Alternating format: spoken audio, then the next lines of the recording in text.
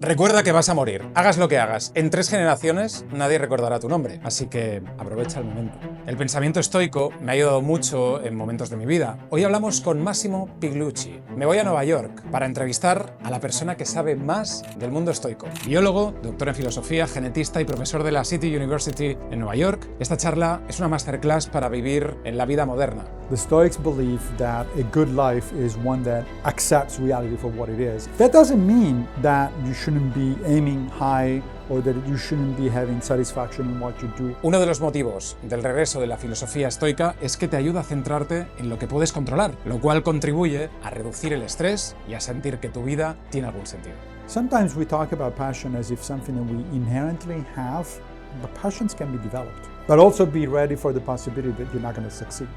Céntrate en lo que puedas controlar. Ponte cómodo y disfruta de la filosofía estoica con Massimo Pigliucci. Thank you for having me here. Oh, it's a pleasure. Oh, it's my pleasure. It's the first interview I do in English. Nice. So, I'm sorry. The stakes are high. Yeah, you're the first one. So, all right. But we're here in Colombia, in the university. I want to... City College. Oh, yeah. This is not Columbia. Okay. Don't confuse us because they're our big rival down the street. Oh, really? So, yeah. So Columbia University is a private university here in New York. City College, where we are now, it's the premier city, public university. So yeah, it's a big deal. Oh. The two are one down the street by the other. They even look similar. The campus is very similar. Mm-hmm. But yeah, big difference. Well, it's amazing. I've been walking around here and yeah, it's great to be here. And I would like to introduce you first. You're a doctor in biology. Yes, evolutionary biology. You're a doctor in philosophy. Philosophy of science. Which is two subjects that when we were young and we were going to school, it was like science or literature, like chemists, biology, Yeah. doctors, and then literature. Why did you mix? Yeah, I mean, that's a problem that people don't mix them more often. This is a fairly novel thing. It's a fairly recent thing. For most of the history of education, there was really no sharp difference between the humanities, as we call them now, so literature, arts, philosophy, and the sciences, which used to be called natural philosophy, right? So if you go back to the time of, let's say, Galileo or Newton, they didn't think of themselves as scientists. They thought of themselves as philosophers. The word scientist didn't even exist until the 19th century. The way it happened for me is that I always wanted to be a scientist since I was a kid. I was inspired by figures like Carl Sagan, the astronomer, and things like that. And so I had decided early on that was going to be my career, an academic career in the sciences, and specifically in evolutionary biology. But then I did that for a while, for about 20 years. And I got to the point, kind of a midlife crisis, where I thought, okay, well, this was fun. Now what else? There must be something else that I can do over the next, 20, 30 years or whatever it is that I have in my career. And I've always been interested in philosophy because I grew up in Italy and I went to high school there. And in Italy, it's mandatory to study 3 years of philosophy in high school. And my teacher was just wonderful. She made the subject matter really come alive. That's a really important thing. It is crucial, absolutely. You can love something by the way someone teaches you that subject. Absolutely. Teaching, it's a difficult thing to do, to teach well. A lot of people, unfortunately, don't take it seriously enough. But when you find a good teacher, it can literally change your life. In my case, decades afterwards. So at some point, I had the opportunity to switch fields. Now, the jump between biology and philosophy sounds big, but it wasn't really in my case, because I went from evolutionary biology to philosophy of science, in particular philosophy of biology. So I was, in a sense, once I became a philosopher, I was studying the same field, biology, but from the outside instead of the inside. Of course. So it wasn't really as big of a jump as one might imagine. But nevertheless, it did take the effort of going back to school and get another PhD. Wow. And That's start a really publishing. Amazing point, because on your life you had one thought. I mean, we we think that we go to university, we work on something, and at some point we've got like this like jump to salto al vacío that we say in Spanish, and it's like, do I have to do this all my life? I used to love it, and now it's the worst thing I have to do, you know? Yeah, yeah, that's right. And the answer is no, you don't have to do it all your life, although it does require effort and even a little bit of luck. For instance, in my case, what happened was that I was at the University of Tennessee in the south of the United States as an evolutionary biologist. And it just happened that when I was pondering what to do with the rest of my life, the university philosophy department hired this young guy, Jonathan Kaplan, who is a philosopher of science. Jonathan came to campus and immediately called me up because for his dissertation, for his PhD thesis at Stanford University, he actually cited some of my work, so he knew some of my stuff. And so we got together, we had coffee, we hit it off very well, we became friends, we started collaborating, and eventually I decided, okay, this is actually something that I enjoy, let me make the switch. But that was luck, right? It could have easily not happened. So like everything else in life, it's part of it is your decision, your determination in doing things, and part of it is just sheer luck. Sometimes things work out and sometimes they don't. And do you think, Massimo, that these decisions need to run from passion or from necessity? I don't see necessarily a sharp distinction there. Sometimes necessity is the mother of opportunities, as they say in the United States. So sometimes you run into an issue, into a problem, and that obstacle becomes a way forward, right? Yeah. This is actually a principle that you find in several philosophies. You find it in Taoism, for instance, in the Eastern traditions, and in Stoicism in the Western traditions. The notion that something may look like an obstacle, it may look like a wall that you're hitting, but if you look at it from a different perspective, that perhaps is an opportunity. Perhaps it is a way to climb the wall or go around it or go below instead of smashing your head against it. So sometimes one can generate the other. Passion is, if you have it, great, but not everybody is lucky enough to be able to pursue their passions. Lots of people have interest in certain things that then, however, cannot become viable careers for reasons that are beyond their control, right? That doesn't mean that your life is wasted. You can find other things, right? If you are flexible enough, if you are creative enough. Also, a passion, sometimes we talk about passion as if something that we inherently have and that we have no control over it, but passions can be developed. You can make decisions about things and then really get into it with a different kind of attitude, and the passion comes afterwards. It's not necessarily the fact that, I have first the passion and then I'm going to try to do it.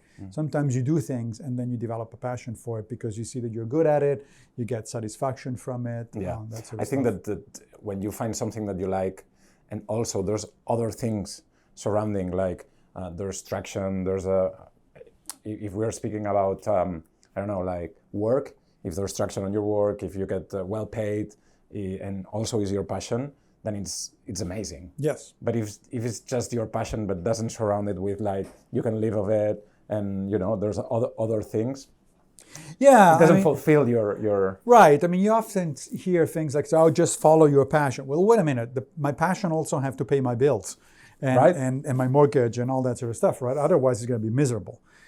You will find a lot of people in New York, for instance, who do try to follow their passion. Most of them want to become actors on Broadway, things like that. The American dream. The American dream, or basketball stars, or whatever it is, or write the next American novel. Yeah, fine, that's great. Give it a try, absolutely. If you do really have a passion for those kind of things, give it a try. But also be ready for the possibility that you're not going to succeed. Those are highly unlikely kind of jobs. Not, very few people will become an NBA star or a best-selling novelist or an Oscar-winning actor. So you have from the get-go to realize that you have to be ready to, perhaps this is not going to work at all, in which case, what's my plan B? And the plan B shouldn't be just something that, okay, now I'm going to get a job and pay the bills. why not look for something else that you are good at or you enjoy and it pays the bills? It doesn't have to be necessarily a passion, but it can be something that works for you, right? You don't necessarily have to condemn yourself to a life of grim work without any satisfaction. Or you may be able to pursue your career but not get to those heights, right? So when I was in college at the University of Rome, I read a wonderful book called, the title is What is This Thing Called Science? By Alan Chalmers, who is an Australian philosopher of science. And the book is wonderful in itself. It's a really great introduction to science, the nature of science and all that. And as somebody who was an undergraduate studying biology, it was just great reading. But I still remember the epigraph at the beginning of the book. The book started out with this phrase. It said, I set out to be a genius, but mercifully laughter intervened. That is right. So my expectations were so high. I wanted to be a genius. And then I started having a sense of humor about it. Of course, I'm not a genius. Most people are not geniuses. But that doesn't mean I cannot enjoy my work, right? But this is life, right? Yeah, exactly. You fall in love with someone. Yeah. And that expectation is like incredible. And that expectation changes and goes into another place. And you have to manage that expectation. That's right. And a lot of relationships don't work precisely for that reason, because we naturally start out with very high expectations, and then reality kicks in and says, okay, this is a human being. She or he may be interesting and attractive and all that, but they're still human beings. So they have their faults just like we do. Unfortunately. Right? Unfortunately, yes, right? Humans, right? So then one or two things can happen. You either say, okay, that's not good. I'm going to look for something else. But if you do that, you're going to end up possibly in a continuing cycle of just looking for the next thing or the next person and never actually be satisfied with anything. Or you mature. You grow up and say, all right, this person is flawed because he or she is a human being, but nevertheless, she has a lot of things that are good, that are interesting, that make me excited, and so I'm going to work with I'm going to work with what the person actually is, or I'm going to work with what the career actually is, and not with a Disney-fied version of that person or that career. Hola, gracias por acompañarme durante este episodio. Quiero confesarte una cosa. Todas estas entrevistas a personas increíbles no las hago solo por el podcast. Realmente las hago para mí también. Tener la oportunidad de hablar con todas estas personas es algo fantástico. Y poder decir que es mi trabajo es un sueño hecho realidad. Como ya he dicho en muchas ocasiones, haber empezado este canal de YouTube y este podcast es una de las mejores decisiones de mi vida. Y sé que ahí fuera hay muchos de vosotros que también habéis dado el salto o os estáis planteando darlo. Si tú eres una de esas personas, tengo algo para ti. Se llama Creator Studio y es una plataforma educativa para creadores de contenido. En ella he creado un programa donde te hablo del paso a paso a seguir para lanzar tu carrera creativa sin fricción, tal y como yo lo hice. Pero ese es solo uno de los programas que puedes encontrar dentro de la plataforma. También encontrarás otras formaciones de múltiples disciplinas y enseñadas por los mejores profesionales del sector. Y además puedes acceder a todas ellas bajo un mismo precio. Te dejo el enlace en la descripción si quieres investigarlo un poco. Y ahora, seguimos disfrutando con el episodio. So, Massimo, do you think Stoicism makes our framework or makes our mind to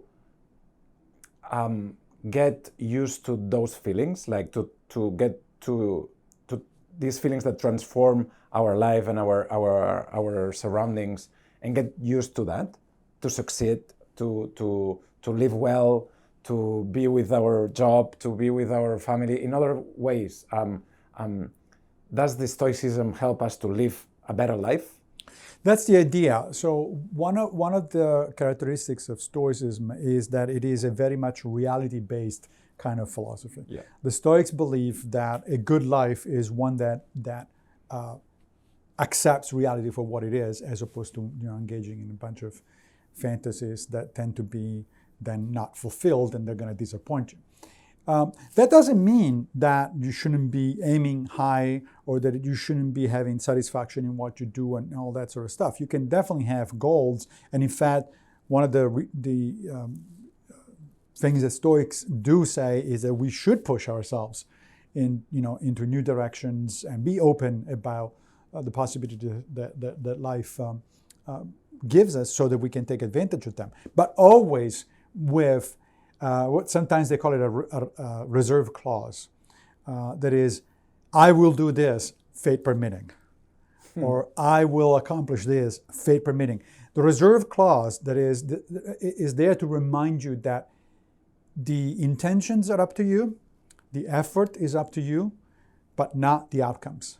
The outcomes depend on a lot of other variables, a lot of other factors, including other people, that you don't control. And so the mature thing to do for a Stoic is to say, look, I'm going to try my best to do this. I'm going to give it my best shot. But I know from the get-go that I may or may not succeed. And I'm an adult human being, not a child, so I'm not going to throw a tantrum. If I don't succeed, too bad.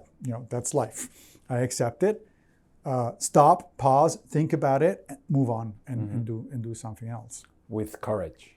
With courage and justice. One of the things... Equanimity. And equanimity, that's right. So the basic notion, which is actually not just Stoic, you find it in other cultures. The same basic idea pops up, for instance, in Judaism, in Buddhism, and even in modern Christianity.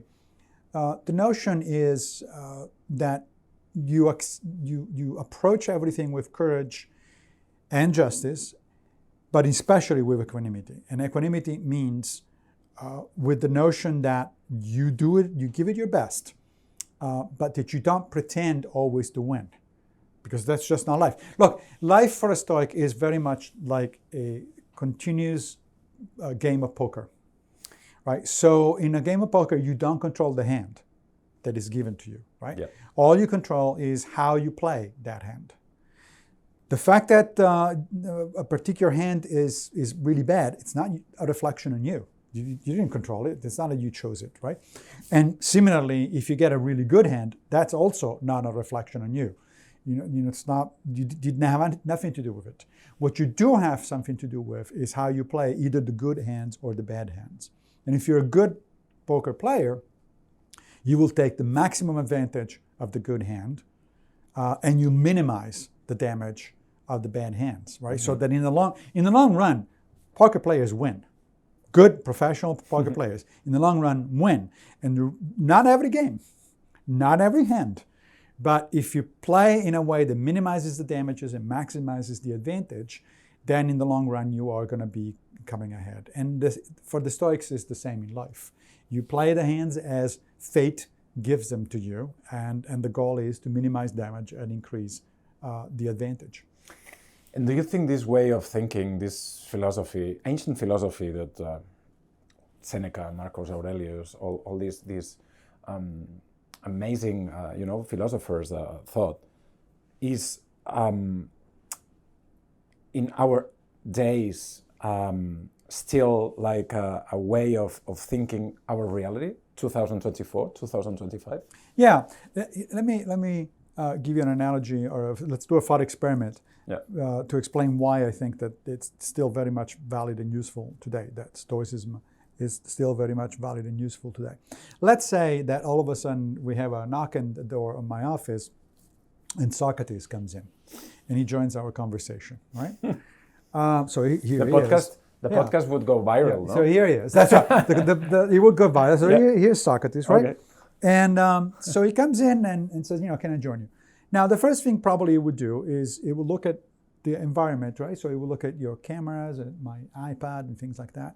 And it would be astonished, right? It would say, wow, you guys have these amazing things. You can record things forever. You can broadcast them on the other side of the planet, and all that. So you would be amazed in terms of technology, science, advancements of that sort.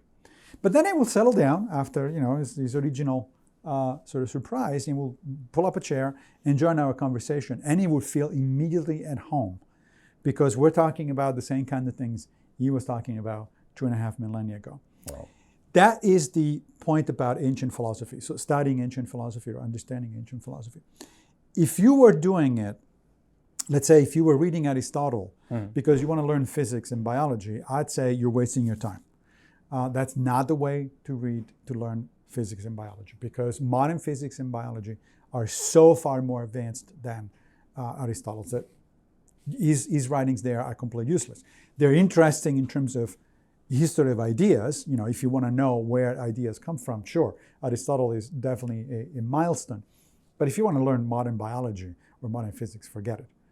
On the other hand, human nature and human societies have not really changed that much. That's amazing. That's what makes these things still relevant. I mean, I was reading the other day, rereading one of the letters that Seneca, a Stoic, wrote to his friend Lucilius.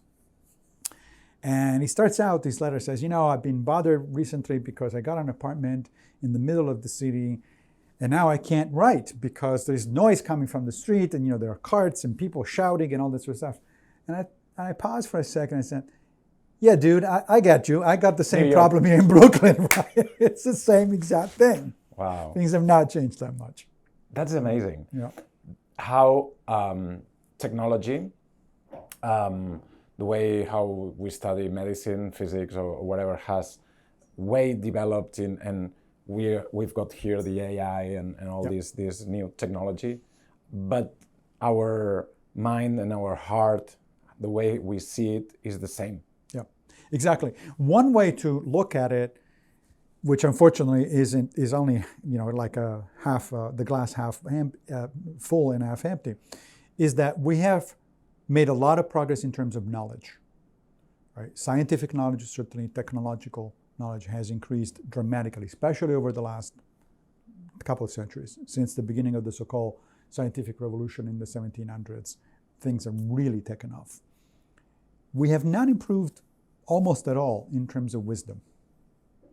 And this is what these people are talking about, right? So if you look at Aristotle, the scientist, we're way beyond that in terms of knowledge. But if you look at Aristotle, the philosopher, we're not much wiser than he was. And that's why it's not just Stoicism. I mean, that the reason why so many people still find comfort and use in ancient religions, right? Christianity, Judaism, Buddhism, Taoism, all these things.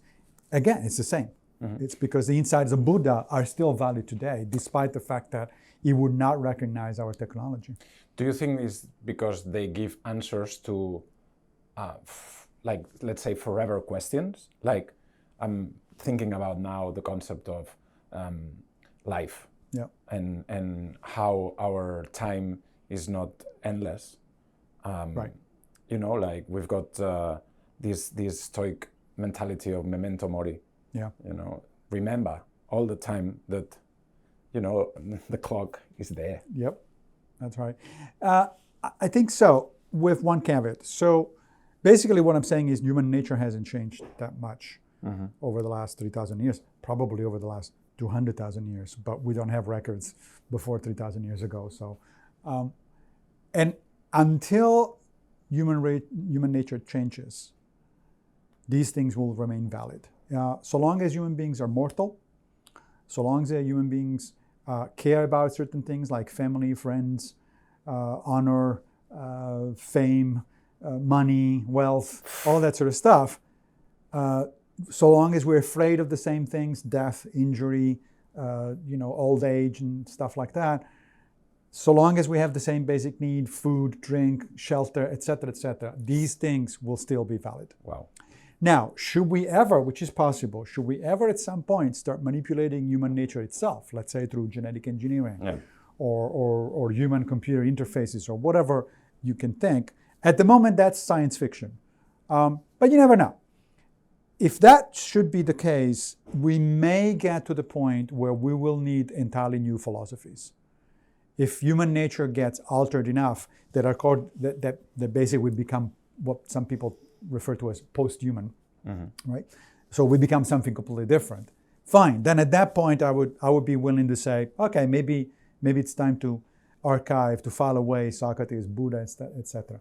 But up to now, and for the foreseeable future, we are still the same kind of people.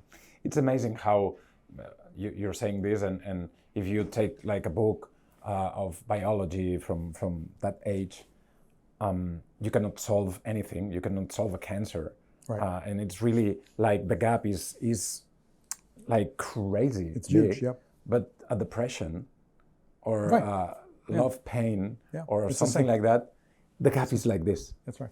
It's the same. That's incredible. I mean, that's why also what we've been talking about philosophy, but it's the same with literature. Why is it that Shakespeare, who wrote 600 years ago, still resonates with us today?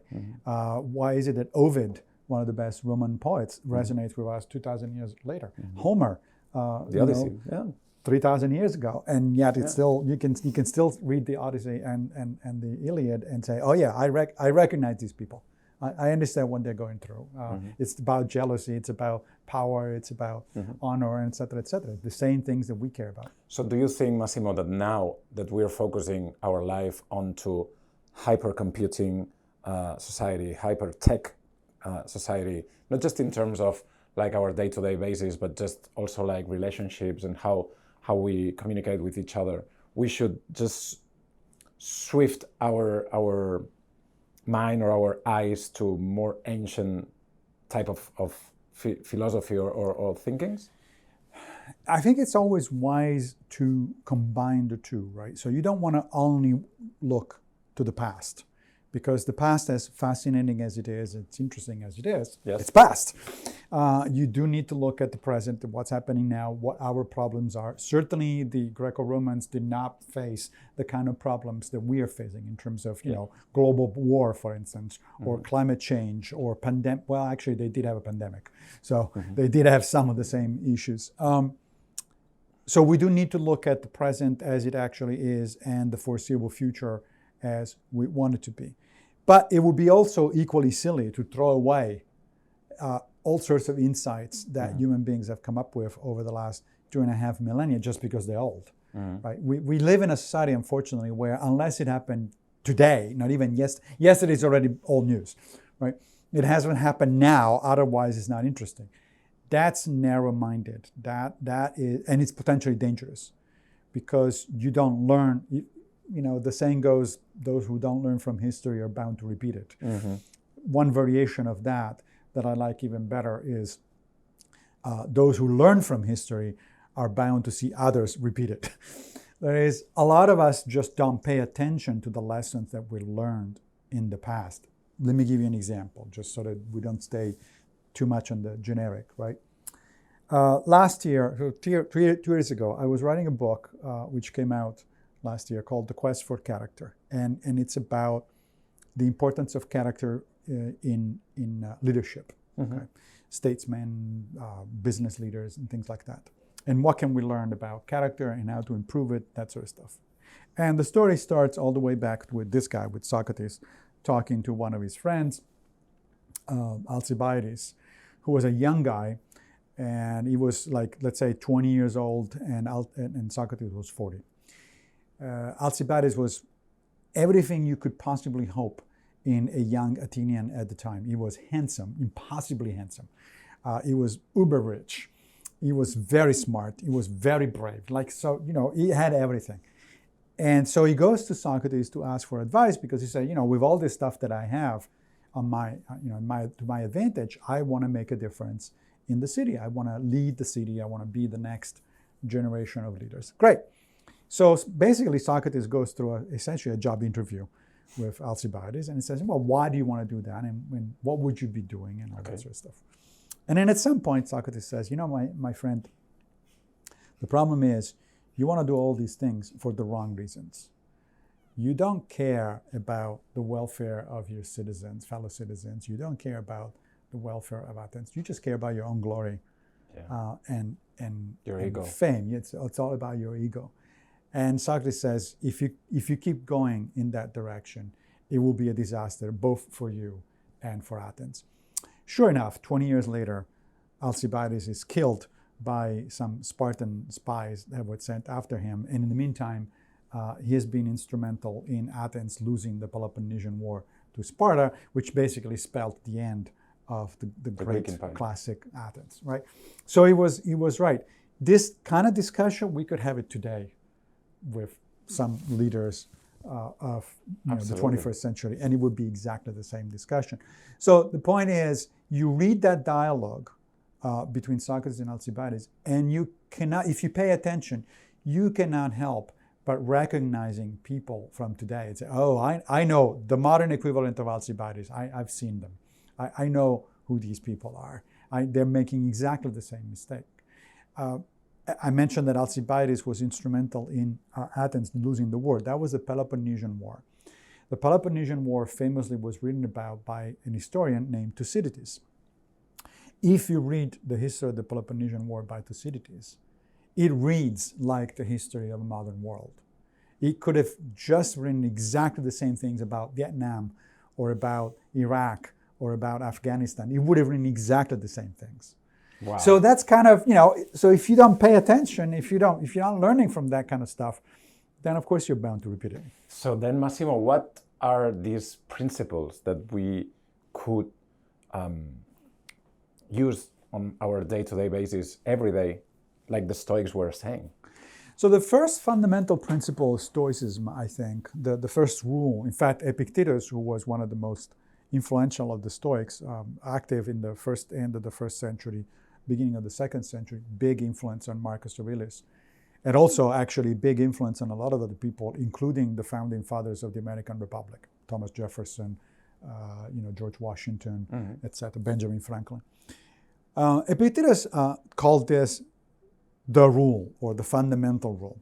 And the fundamental rule is some things are up to us, other things are not up to us. A good life is the result of focusing on the things that are up to us, ignoring the things that are not up to us, and acting with equanimity toward those things.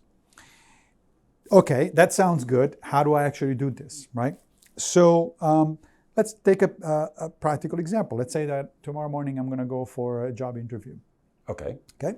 And of course, it comes natural to us to say, oh, I'm going to focus on the outcome. I'm going to focus on, I really want the job. I mean, after all, that's why I'm doing the interview in the first place, right? Sure. Because I want the job. For a Stoic, that's exactly the wrong way to look at it. Because getting the job is an outcome, and it's not up to you. It depends on a lot of other things, right? Sure, you can work toward it, but it depends on who your competition is, how good of a fit you are for that job, who is doing the interview, what did they have for breakfast, because maybe they had a bad breakfast and they come to the interview, they're pissed off and they're not in a good mood, that sort of stuff. It depends on a lot of things that are not under your control, they're not up to you, right? So the correct attitude for a Stoic is, okay, what here is up to me? Well, number one, to write the best resume that I can for the job, right? That's the minimum. Second, to prepare for the interview in the best way I can. That's up to me, because it doesn't depend on anybody else. To try to get a good night's sleep before the interview, because I know that that's going to help. Now notice that I say, try to get a good night's sleep, not actually getting it, right? Because maybe your neighbor is having, a fight with his wife and you're going to be up all night. Wow. That's not up to you, right? Of course. You can try to have a good night's sleep. Try to arrive on time. Maybe Right. right? Yes, exactly. Trying to arrive on time. But try, because the subway might break down or the car might break down or whatever it is, right? Wow. And then finally, when you are at the interview, try to keep your focus as much as possible on the interview itself, be respectful of your interviewer, being on giving the right answer, etc. All of this with the notion already in your mind, and this is the equanimity part, that chances are you're not getting the job, and you are okay with that. You are, from the get-go, you're prepared for the negative outcome on the basis that these things happen. And reality is reality, so there's no sense complaining against reality. Wow. You're just wasting your time and energy if you do that. And on the basis that it was still a valuable experience, because then you can think about, okay, why did I not get this job? And you can learn something from your experience, prepare for the next time around, and maybe do better the next time. So that is the fundamental rule. That's amazing. Right? Yeah, it's very useful. It's incredible. It's because it's like, of course, we are not prepared to lose, or our ego is just saying always yes. That's why when someone says, can you do this, you always say yes, and we're not prepared to say no. Saying no is really fucking difficult. It is absolutely difficult, that's right. But it's something that we need to do. Yes, it's important. Now, so that's what I would say is, as I said, it's a fundamental principle of Stoicism. But the Stoics also were well known for having articulated a number of techniques that can be useful in day-to-day life. I mean, after all, it's not by chance that cognitive behavioral therapy, which is the most evidence-based, efficacious type of psychotherapy available today, started out in the 1950s or early 60s. And both of the founders of cognitive behavioral therapy, Albert Ellis and Aaron Beck, were both inspired by Stoicism, specifically by Epictetus and Marcus Aurelius. So they took some of the Stoic techniques, put them through modern psychology, modern evidence-based research, and improved them, of course. But nevertheless, the basic idea is the Stoic one. So for instance, just to give you a couple of other examples, just today I was teaching a class here at City College, and I am teaching a course on Stoicism, so as it turns out. So I gave my students, we were reading a passage from Epictetus, and we were discussing it together, what is he saying, etc. My students had not noticed that passage, which is just a paragraph long, contains two important techniques that can help them in day-to-day life. And so I paused and I said, okay, notice what he just said here. The first technique was, Epictetus was talking about somebody having to go to talk to an important person, right? So maybe your boss, or maybe a politician, or maybe somebody who is important and has power over you. And Epictetus was saying two things. Here's what you should do. Number one, you should imagine ahead of time that the person in question doesn't even want to talk to you, that he slams the door in your face. That is called, the Stoics refer to this as a premeditatio malorum, which is Latin for imagining a bad outcome or a negative outcome, right? Now, what is the point of imagining a negative outcome? Well, first of all, you're prepared at that point, right? You expect it. You say, okay, well, there is a chance that I'm not going to be able to do what I want to do. But moreover, you are ready to react, because the idea to react properly, that is, the idea is, not only you think, well, it might be that the outcome is not going to be a good one, you also think, what am I going to do if that is the case, right? So you prepare yourself to the negative outcome. There is a lot of research that shows that people react much better to situations if they expect things rather than if they're surprised. If something happens to you negative, some setback, and you don't expect it, you're very likely to get pissed off, angry, frustrated, et cetera, et cetera. All reactions that are not very helpful. If you expect it, on the other hand, you say to yourself, aha, I knew this could happen, and I'm prepared. Right? So that's technique number one. The same thing, in the same paragraph, Epictetus says, the other thing you want to do is imagine how Socrates, again, here's how Socrates will react. What would Socrates do under those kind of conditions? What is the point of that? The point is to imagine a role model, to imagine somebody who is wiser than you are. How would they respond to that situation? That way, you begin to chart a course for yourself that is a little bit closer to what Socrates would have done than to what you might have done otherwise, right? I mean, people do this even outside of Stoicism. I spent 9 years of my life in Tennessee, in the south of the United States, as I was saying before. And one of the things you see in Tennessee a lot is people going around with bracelets that have this little inscription on it that says WWJD, what would Jesus do? Right? These are usually Christians, obviously, typically evangelical Christians. And why do they have that thing? Because they want a little reminder, right? It's on their wrist, so they look at it every day, right? They want a little reminder that what they should try to do is to behave as close to how Jesus himself would behave, which means being charitable to other people, being accepting other people's imperfections, etc., etc. Now, Epictetus is saying to do the same thing. He's putting the bar a little lower, right? Because Jesus is literally a god. It's pretty high. It's pretty difficult to behave like a god, right? But Socrates, okay, he's a human being, right? Even Socrates had his own problems and his own, flaws. So I can imagine myself behaving as close as possible to Socrates. So right there, I showed to my students that in one single paragraph of the Enchiridion, which is Epictetus' manual for a good life, you have two techniques that you can use everywhere. Premeditation of adverse outcomes, the premeditatio malorum, and thinking. The other exercise is called putting the sage on your shoulders. So think as if Socrates were on your shoulders, right? And he said, well, so what do you think? What am I going to do here? What would you do? Yeah, what would you do? And Socrates talked to you. Socrates himself had the sage on the shoulders. He went around in Athens telling his friends that he had a daimon on his shoulder.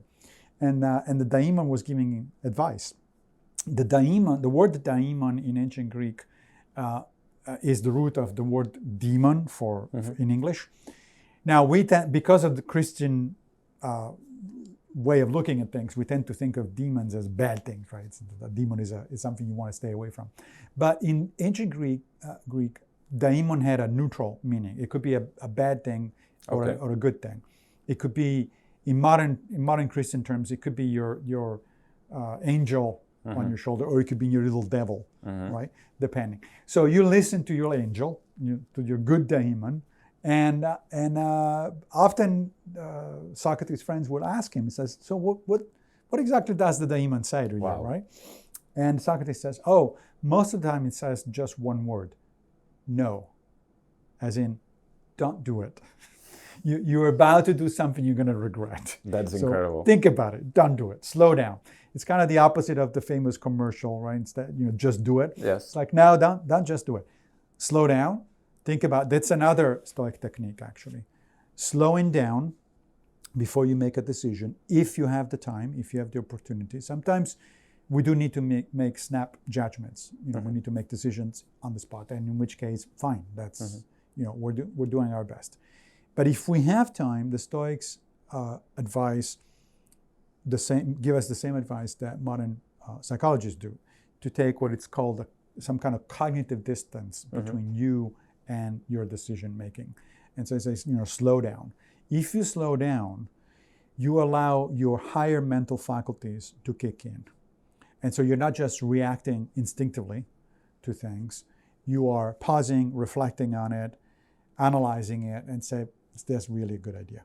So if something comes from your rage, like... Right, rage is a problem for the Stoics, right? Okay. So I'm glad you brought that up, because so let's talk a little bit about the Stoic treatment of emotions. The Stoics divided emotions into two general categories. One is called the passions, and the other one is called, in Greek, the eupateiai, basically the good emotions, the good stuff. So passions, the word passion, of course, as we were saying in the beginning of this conversation, it's positive in English, right? I have a passion for blah, blah, blah. However, the word for passion in ancient Greek, is pathos, which is the root for pathology, which tells you that it's problematic, right? It's a pathology. A passion is actually a pathology. Why? Because they were not talking about things like having a passion for, my job, or a passion for this or that or the other. They were talking about things like rage, anger, hatred, stuff like that. So they divided the emotions into these two categories. And basically the distinction was healthy emotions and unhealthy emotions. Right.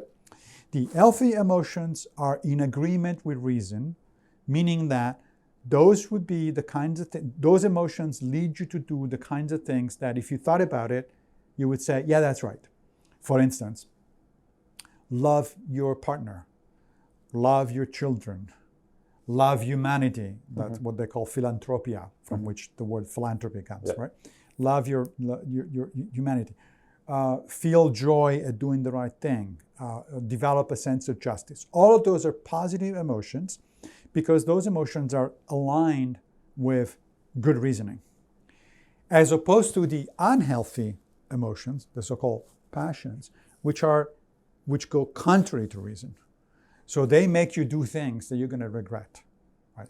So like anger, hatred, envy, all those kind of things. Those are bad. Why? Because let's take anger.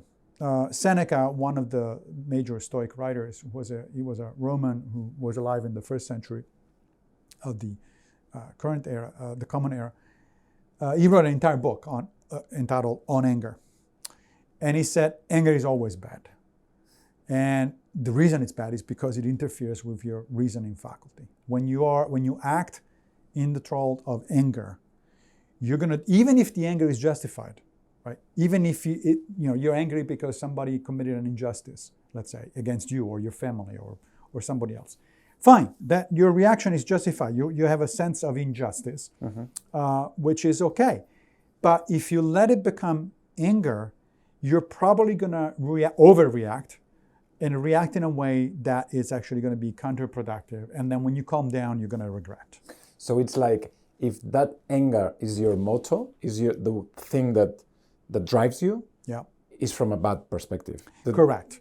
He gives an example. He says, so some people say that anger is a little bit of anger is a good thing, right? The too much anger, everybody agrees that too much anger is a problem.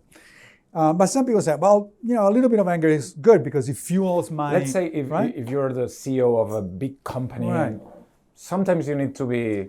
Right. Yes, he's right. Exactly. So Seneca says, hold on a second. So we agree that too much anger, that a lot of anger is a bad thing. Right. So so it's a poison, let's say, he says. So you're telling me that a little bit of poison is good. Okay, let's use this analogy. He says some people argue that anger for a soldier, a little bit of anger, it's good because it makes the soldier more willing to fight, in the battle. And so Seneca pauses and says, sure, but that's also true of being drunk. If a soldier is a little bit drunk, it's probably going into battle more willingly. But you don't want a drunken army, do you? No. Because they're not fighting well. They're willing to fight, but they're not fighting well. Yeah. The same goes for anger. Yeah, they might be more willing to act, but they're not acting well. There's pretty good empirical evidence on that as well. For instance, people have studied martial artists, so people that do that practice martial arts, or people that practice other sports that have to do with fighting. For instance, boxing. Yeah. And the psychologists noted that the people who are more efficacious, the fighters who are better at doing what they do, are the ones that keep the calm. And in fact, are the ones that manage to make the opponent angry. Because think about it this way, right? So you see a lot of boxers just going there and punching a little here and a little there, dancing around, avoiding, that kind of stuff. Why?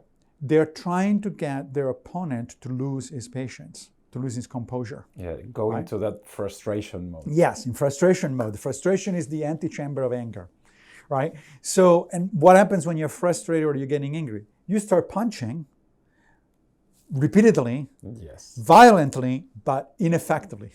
Because you're not precise. You're not choosing the right moment to do. You just go there. You're wasting your energy. You're wasting a lot of energy. Not only that, you're lowering your guard. You're becoming more sloppy.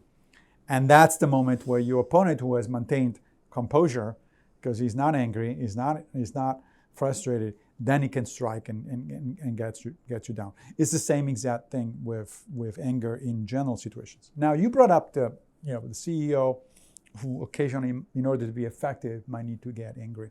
Seneca recognizes that. He's a smart guy. He says sometimes the projection of anger gets stuff done, gets the result, right? He doesn't use the CEO example, of course, but he says, sometimes you have to pretend to be angry with children. I was thinking about that. Right? Because otherwise they're in the middle of a tantrum. My two girls, I need to say, hey, that's it, right? Basta ya. Yes. They have to get, because you cannot reason with them at the moment. They are frustrated maybe because of their It's like also a sign of authority that they kind of need to know that they cannot do whatever they want. Correct. And it has to be done quickly in the moment. Otherwise, and it's good for them, like say, don't do this because this is bad. Right. But Seneca says, so you project anger, but you're not angry inside. Okay. Right? So the best way to deal with children is not to actually get angry, because otherwise you might strike the child, for instance, right? And you may regret it later. Or you might, even if you don't strike, you might use too harsh words or too harsh punishment, and then you got to regret it later. So you don't want to be angry inside. You just want to project the impression that you're angry so that you get the result that you want immediately. That's amazing. Yeah. Then, sometimes people say that the Stoicism wants to suppress our feelings. Right. So it's not just that, it's not suppressing our feelings, it's just switching our bad feelings into good mood. Exactly. That's exactly right. So remember I said there are unhealthy emotions and healthy emotions. So the goal of a Stoic is to tame as much as possible the unhealthy emotions. Yes. So to get as little angry, frustrated, anxious, and all that sort of stuff as possible. But at the same time also to cultivate positively, mindfully, the positive emotion, the healthy emotions. So you want to get more loving, more joy, more sense of justice and equanimity and that sort of stuff. But how can you do that when life comes into a real mode and, your father dies? You do it two ways. So first of all, it's about training, right? Okay. So like during the pandemic, for instance, the COVID pandemic, I had a large number of people that suddenly started talking to me and they wanted advice from a Stoic perspective. Sometimes they really wanted essentially therapeutic help to how to cope, right, with the pandemic. And I did my best, but my response immediately was to lower their expectations. I said, look, you're asking for help in the middle of a crisis. Okay. Right? So you're basically not ready. You didn't prepare yourself ahead of time. So I can give you some pointers for sure. I can help you maybe blunt, some of the pain, some of the stress and all that sort of stuff. But don't expect too much because I said it's like somebody went after you in an alley at night and then you run into a gym. You go to the instructor and says, I want to learn boxing. Right. Well, it's late. You can't learn boxing as somebody is about to pummel you. They probably will do some damage, right? But as you were saying before, just do the plan before, train boxing before. Exactly. And ask Socrates, what would you do if Right, exactly. So you need to train just for like anything else, right? Yeah, training. If you want to learn self-defense, physical self-defense, you don't do it the moment somebody is after you with a knife. You do it way before. Yes. That said, perhaps I can give you some pointers to sort of minimize the damage. So that's one thing. It's a matter of training. And that's why Stoicism, like any other philosophy or religion, it's really a lifelong commitment. I mean, you start doing it and you keep doing it, right? It's like going to the gym. The Stoics often use the analogy with athletics. It's like, you don't win the Olympics because all of a sudden you decided that you want to go to the Olympics. You need training. You need to sweat. You need to, do all sorts of stuff if you want to do that. Nevertheless, there are some pieces of advice that you can give. And one very important Stoic technique is to take charge and reshape your inner dialogue. So most of us, according to psychologists, at least not everybody does this, but most of us have this constant running monologue inside our heads. We talk to ourselves. Right? Yeah, exactly. Yeah. And why? Well, because we want to make sense of things that happen. We narrate essentially our own life, right? We have a narrative. We have a story that we tell ourselves. You came in today and said, so what happened, early on in your life? How did you get into this? Well, that's a narrative, right? It's a story that I'm telling you, hopefully based in fact, but it certainly is my perspective on that story. Somebody else looking at the same events from the outside might tell you a different story or significantly different story. So we all tell ourselves stories. And we tell stories about everything, not just life in general or our life in general, but also about specific things. Like, somebody insults me, for instance, and I start telling myself a story. It's like, oh, that's an insult. He meant to hurt me. And that's bad. And insults are bad. And I'm really hurt by that thing. And I need to react. And the way to react is to punch the guy on the nose. That's a story. None of it is true. The only thing that is objectively true is that another human being opened their mouth and said some words. That's it. And my ears happen to capture those words. That's the reality of the situation, right? Everything else, oh, he wants to It's a insult. construction. That's a construction. Yes. And that's a story that I tell myself. That story can be challenged at multiple points. You can say, well, did he really mean to insult me? Maybe he was just clumsy. He wanted to give me advice, right? Let's say somebody comes down and says, Massimo, you put some weight on, since the last time I saw you. Well, okay, very nice. That's probably not the nicest way to put it, but maybe he's right. Maybe I did put some weight on it. Maybe I should do something about it if I care about, right? Well, if it's a doctor, it's fine. That's right. Right? If it's a If doctor, it's my best fine. friend, maybe okay, but if it's someone that I don't know. Right. But in reality, they're telling you, all those people are telling you the same thing. Yes. Right? So first of all, maybe they didn't mean that as an insult. So you can question that right there. Second of all, let's say that they did mean it as an insult. So what? Insults only work because you react in a certain way. Right? So if somebody wants to insult you, what they want really is a reaction out of you. Right? A negative, violent reaction out of you. They want to rattle you. They want to make you feel bad. Right? Okay, but that's up to me.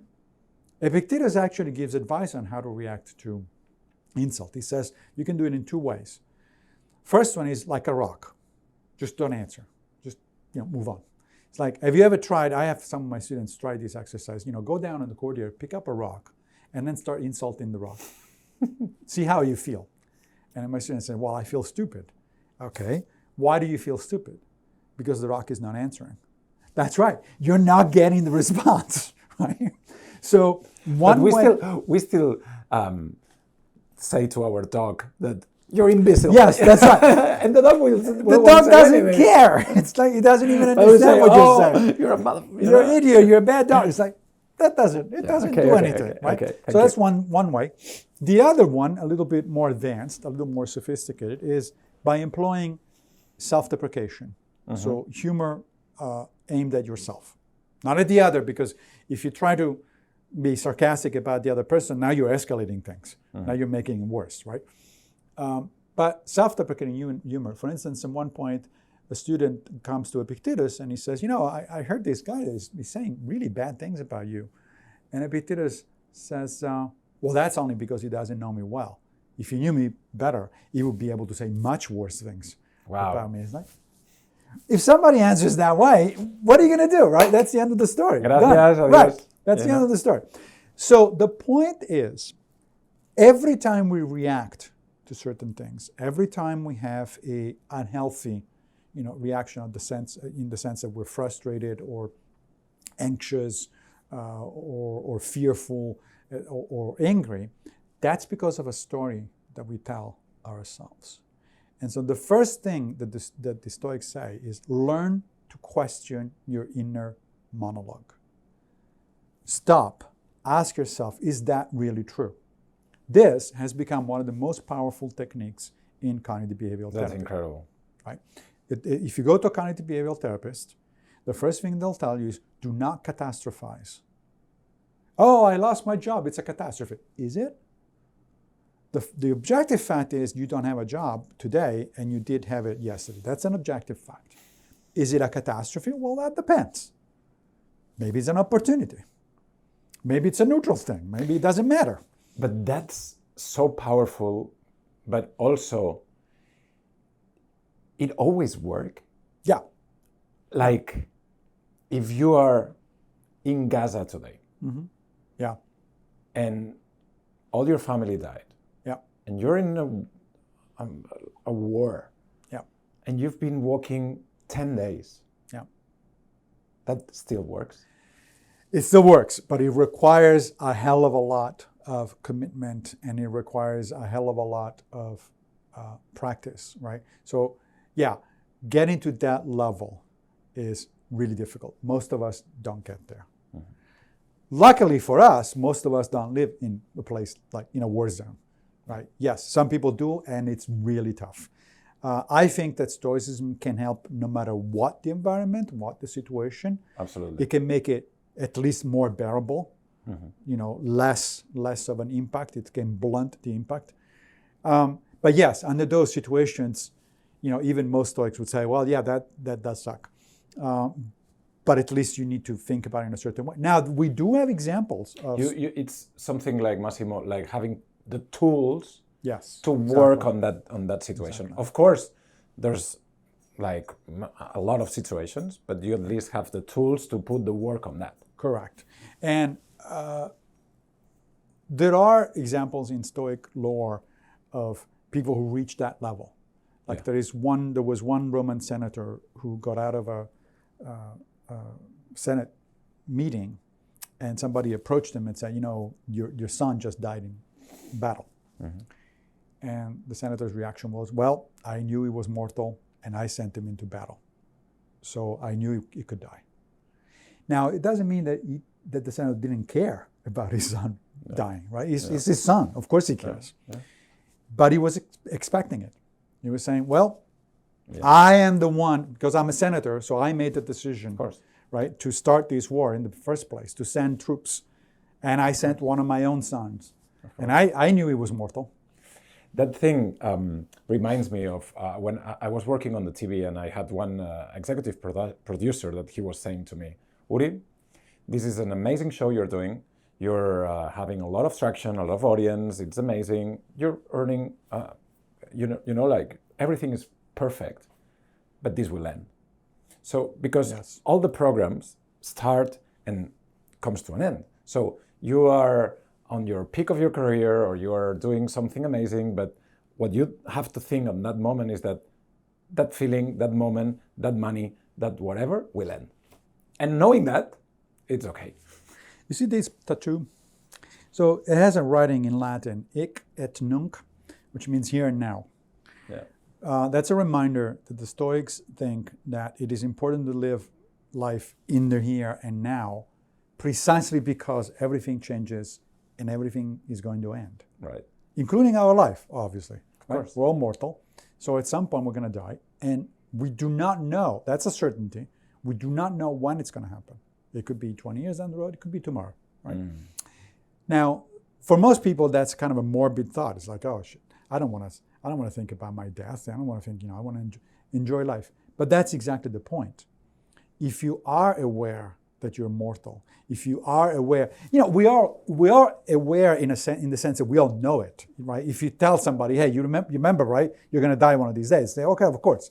But most of us try not to think about it, right? We try, especially in American society, we really don't want to see sick people and dying people. We put them in a different place. Yeah. We don't want to have to deal with it. We don't want to think about it. Yeah. That's a mistake, according to the Stoics. We should do the opposite. Yeah. We should constantly think in a detached way, not in an emotional way, but in a detached way about the fact, remind myself, oh, I got another day. I woke up this morning. I got another day probably ahead of me. Great. It's a memento mori. Right? It's a memento mori. That's right. It's a remember that you have to die. It's a source of meaning, and it's a source of joy. Yes. Right? Because it puts urgency to your life. Yes. Right? You start it that way of thinking pushes you to say, so am I using this day? This could be my last day. Seneca says, live your life as if every day were your last. Of course. Right? And so ask yourself, so if this was your last day, would you be doing what you're doing? And if the answer is yes, great. That means you're living the kind of life you want to live.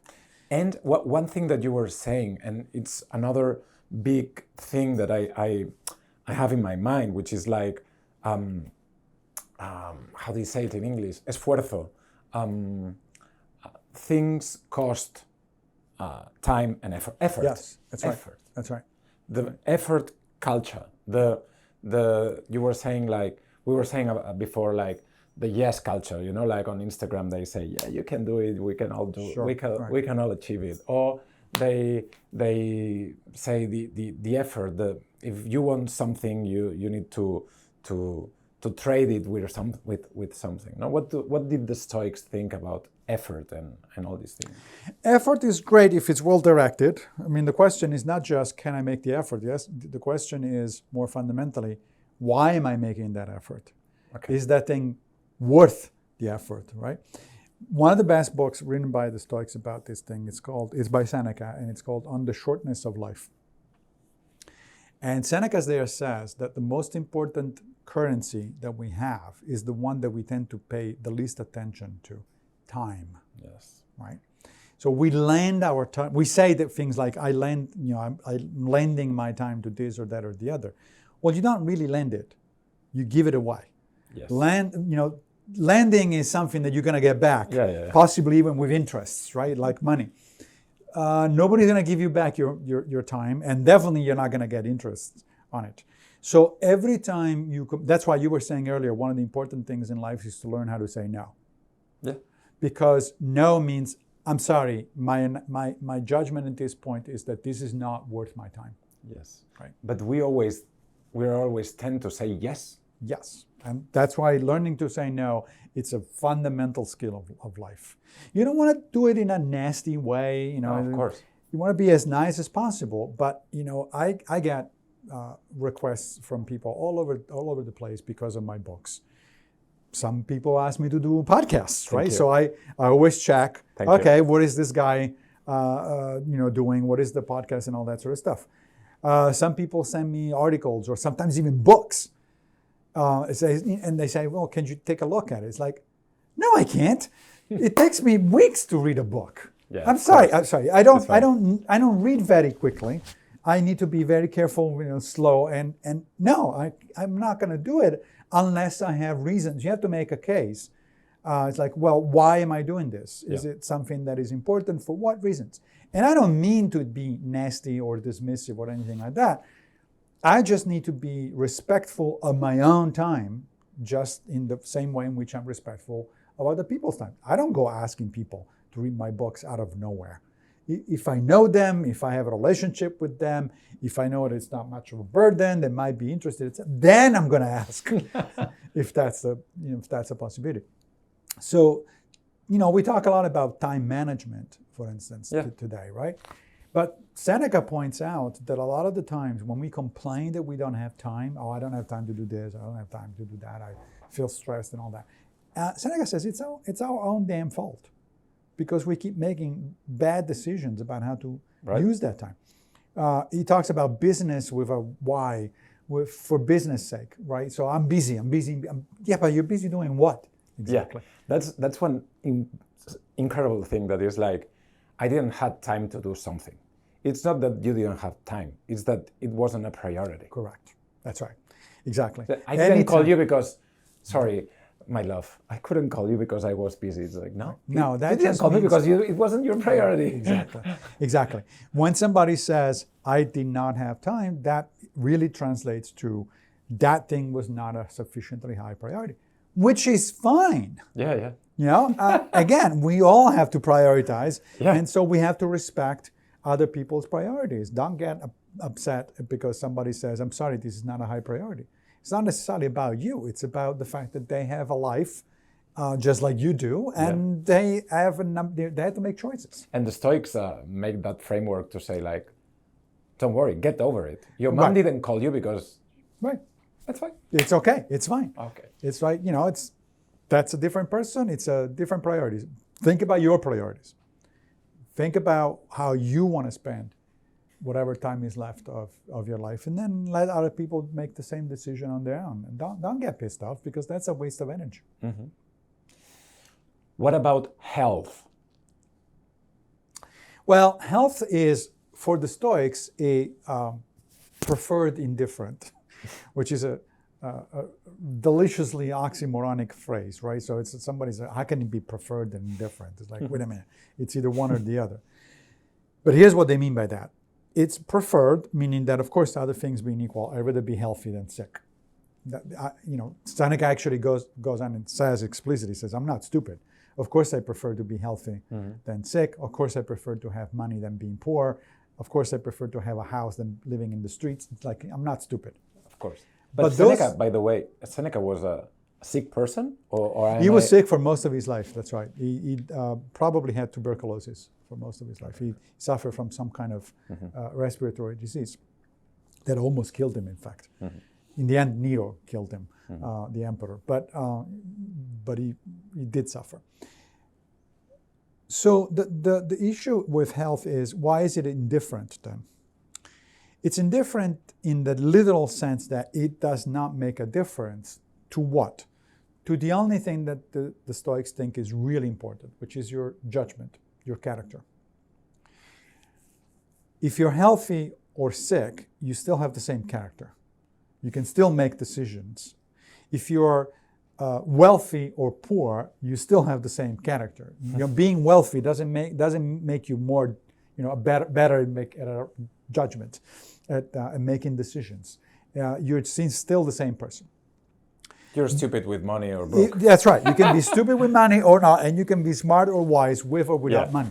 Sure. Now, why is judgment or character the most important thing? In fact, the Stoics go so far as saying the only important thing, the only thing that really has value in your life is your judgment.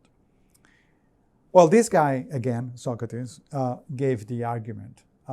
In one of the Platonic dialogues, the Euthydemus, Socrates is talking to a sophist, Euthydemus, the guy that gives the title to the dialogue.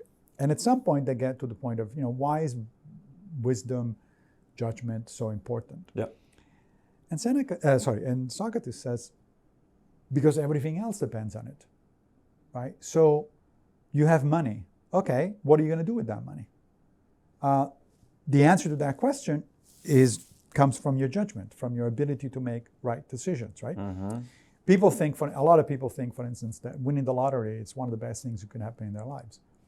The facts say otherwise. There are psychological studies of people who won the lottery, and most of them end up miserable. Yeah. Why? Because they don't know how to use the money. And so they even get in debt. They waste their money, and they eventually even go into debt. And it certainly doesn't make them happier. And the reason for that is because most people don't know how to handle that kind of windfall. They just don't have the right judgment, right? So it's the same with everything else. Anything that we have that we think has value is the result of the fact that that value is given to the thing by the fact that we make certain decisions with it. Right? And then, Massimo, what about wealth? Is that important? I think I'm just talking of memory, and Seneca was one of the wealthiest person in the world. Roman Empire, yeah. Mm-hmm. What's wealth? So Seneca was one of the wealthiest individuals in the Roman Empire. In fact, he was second only to the emperor. But Epictetus was one of the poorest. He literally started his life as a slave. So that's one of the nice things about Stoicism, is that it really literally applies to the entire spectrum of society, right? From the most powerful people in the world, the most wealthy like Seneca, the most powerful like Marcus Aurelius, he was the emperor, literally the most powerful person in the Mediterranean world, all the way down to Epictetus, who was a slave, the least powerful person in the society of the time. So that's right there, that tells you that you can practice Stoicism no matter what, right? Regardless of whether you're wealthy, powerful, sick, etc., etc. Wealth is also a preferred indifferent, just like health, career, reputation, relationships, everything that doesn't depend directly on you, everything that is not your judgment, is a preferred indifferent. Again, in the specific sense that you would rather have it than not, but that it doesn't really affect your judgment, right? Epictetus says, like, here's something that doesn't make any sense. I'm rich, therefore I am good. It's like, that doesn't make any sense. The fact that you're rich doesn't make you a good person. You can be an asshole and be rich or poor. There are there are a lot of poor assholes out there. And then there are some nice people who happen to be poor or happen to be wealthy. So the issue with wealth, health, reputation, etc., career is all about, well, what are you going to do with it? So is wealth something that is being acquired justly without exploiting other people? Then it's not a problem. Are you using it wisely to help other people, your family, your friends, etc., etc.? Then it's not a problem. Go ahead. But if you're acquiring wealth unjustly by exploiting others, or if you're using it unjustly by, let's say, corrupting the political system or something like that, then it's bad. Then it's not the kind of thing you want. The same even goes with health. You know, people tend to think that, of course, health is a good thing. Really? Would you want a healthy Hitler? Probably not. Somebody like Hitler should be as sick and as poor as possible, because that way he's going to be has fewer chances of exercising his bad judgment. Yeah, harmful for the society. Right, less harmful for society at large. So it all comes down to your judgment. That is why the Stoics think that the most important thing that you can do in life is to constantly work on improving your judgment, your ability to make decisions. But then also, Massimo, they are really optimistic on everyone has a correct judgment, because there's people that think that Hitler was a good person, at least in when they voted him, or when they, you know. Well, the Stoics wouldn't go as far as saying that everyone has good judgment, but everyone can have good judgment. Okay. Right? So everyone has the potential to develop, to acquire a good judgment. Not everybody does. In fact, unfortunately, most people don't. But one of the things that I like about Stoicism is that it's not itself judgmental philosophy.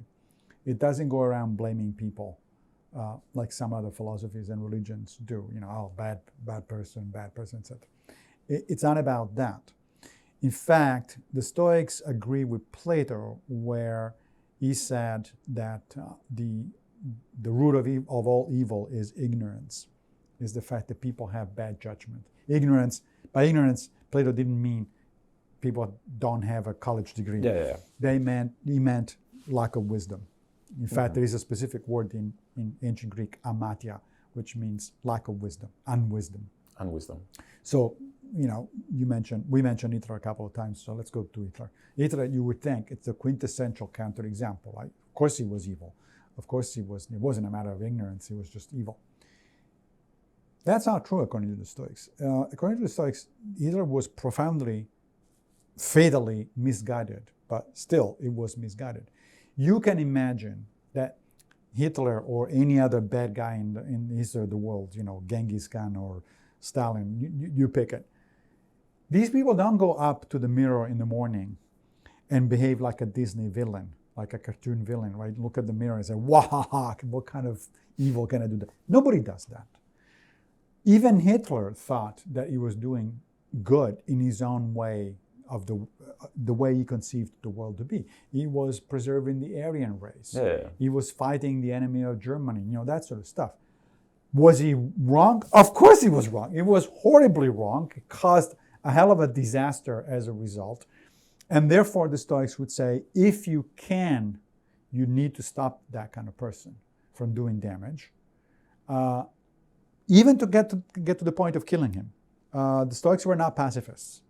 The Stoics thought that if you need to resort to violence, you need to do it. Okay, Massimo. So it's been a pleasure to be with you. Hey, the pleasure's been mine. Thank you for giving us your wisdom. Such as it is. In a short sentence, how would you bring back all this Stoic mentality today? So we could just have like an enlightenment. It's a good question. How would you summarize the thing? The Stoics were influenced by one of the pre-Socratic philosophers, one of the really early philosophers, Heraclitus, who was from Ephesus, which is in modern Western Turkey. And Heraclitus warned people. He said, you guys are sleepwalking through your own life, and that's not a good thing. And in a sense, Stoicism is about stopping to sleepwalk, open your eyes, pay attention, be mindful about what you're doing, why you're doing it, and how you want to do it. And that is going to make your life far better than what it is. Amazing. Massimo, piacere. Grazie per tutto. Piacere mio. Thank you for having me. Yep. Thank you.